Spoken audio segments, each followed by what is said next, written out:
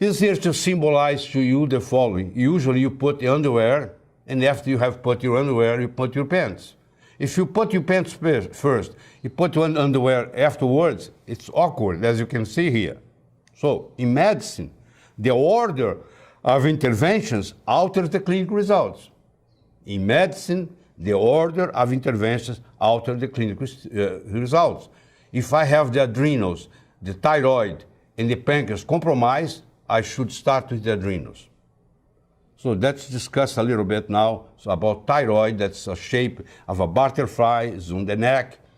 And now you have two problems with the thyroid. The thyroid can be working too little, which is hypothyroidism, or can work too much, which is called hyperthyroidism. Hyperthyroidism is more rare.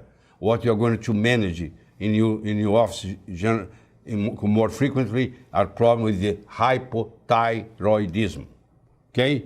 Let me make an analogy here to help you understand it. Here I have a battery. Here I have a fuel. On the right, I have a fuel tank. Your car cannot start without a battery. Your car cannot run without with fuel in the fuel tank. Okay? Let's make the analogy. The battery is the thyroid. The thyroid starts the metabolism. So if you don't have thyroid, you have a very low basal metabolism. It's going to compromise everything. And the adrenals represent the fuel tank. So if my car doesn't have fuel in the fuel tank, it's not going to go too far, even if I can start it with the battery. So this phrase that's coming up is very important.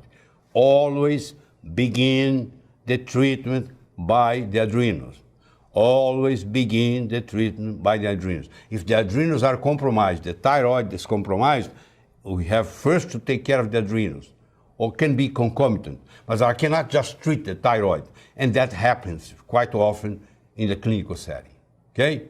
Here's the thyroid, illustration of thyroid in the neck, and the four little ones, reddish ones, these are the parathyroid glands that are behind the thyroid.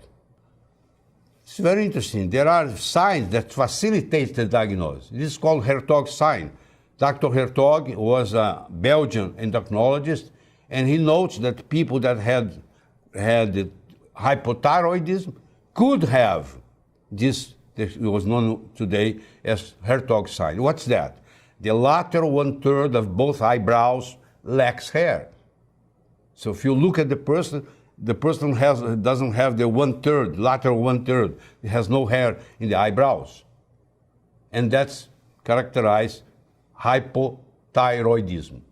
So it's a very simple sign, very easy, facilitates a lot the diagnosis of hypothyroidism.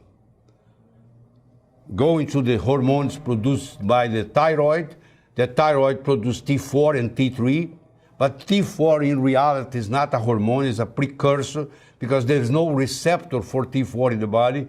The T4 has to become either reverse T3 or T3.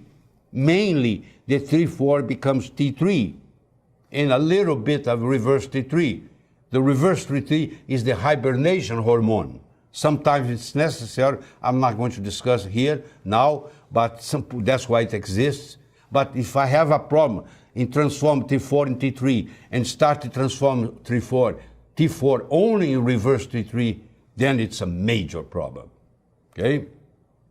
You can see here the biochemistry is T4 turn into T3 or T4 turn into T3 reverse.